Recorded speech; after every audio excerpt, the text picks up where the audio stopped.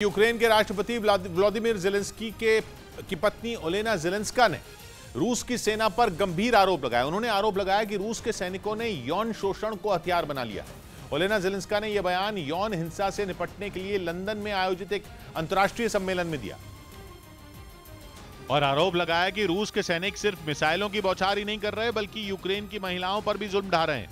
ओलेना ज़ेलेंस्का के मुताबिक रूसी जवानों को रेप करने के लिए खुद उनकी पत्नियां उकसा रही हैं। लंदन के एक कार्यक्रम में उन्होंने इल्जाम लगाया कि रूस के सैनिकों ने रेप और यौन हिंसा को अपना हथियार बना लिया और वो खुलकर ये घिनौनी हरकत कर रहे हैं।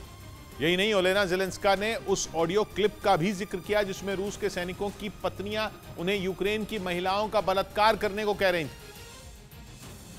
जिसकी ऑडियो क्लिप कुछ महीने पहले पश्चिमी मीडिया में जारी की गई थी, जिसमें रूस का एक जवान अपनी पत्नी से बात करता सुनाई दिया। फोन पर रूस के उस सैनिक की पत्नी उसे यूक्रेन की महिलाओं का बलात्कार करने को कहती सुनाई दी। Украинских баб насилуют, да, мне ничего не говори, понятно? И вот тебе ничего не говорит? Да, разрешаю. इस ऑडियो का हवाला ज़ेलेंस्की की पत्नी ने अपने भाषण में दिया। साथ ही जंग में रेप को युद्ध अपराध घोषित करने की मांग करते हुए गुनहगारों को कड़ी सजा देने की मांग की।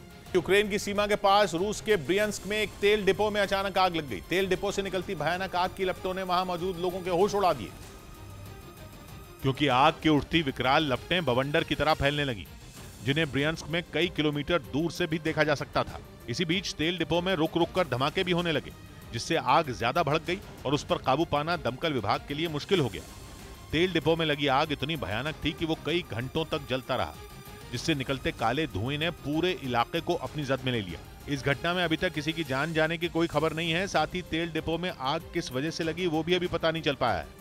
इधर ब्रिटेन के अखबार फाइनेंशियल टाइम्स का दावा है कि चीन के सबसे अमीर कारोबारियों में शुमार जैक मा इन दिनों जापान में है। राष्ट्रपति शी जिनपिंग की नीतियों पर सवाल उठाने के बाद से ही उनकी कोई खबर सामने नहीं आ रही थी और अब दावा किया जा रहा है कि वो पिछले 6 महीनों से जापान की राजधानी टोक्यो में अपने परिवार के साथ रह रहे हैं।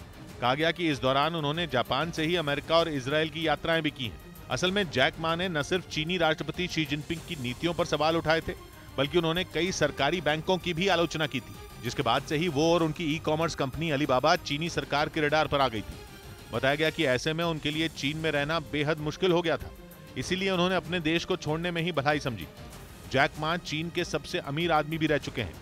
उधर बलूचिस्तान में भी पाकिस्तान के लिए मुसीबत बढ़ने के संकेत हैं। बलूचिस्तान की आजादी के लिए संघर्ष कर रहे संगठनों से जुड़े करीब 25 लोगों को पाकिस्तान की फौज ने बीते एक हफ्ते में ही ढेर कर दिया, लेकिन पाकिस्तान सरकार के खिलाफ आंदोलन खत्म होने के बजाय और बढ़ता हुआ दिख रहा है। बलूचिस्तान की आजादी के लिए संघर्ष करने वाले संगठनों में सबसे बड़ा नाम बलोच लिबरेशन आर्मी का है। एक दिन पहले ही क्वेटा में हुई मुठभेड़ में BLA के 12 आतंकियों को ढेर कर दिया गया था, लेकिन इन संगठनों पर हो रही पाकिस्तानी फौज की कार्रवाई से वहां के लोगों का गुस्सा और भड़क रहा है।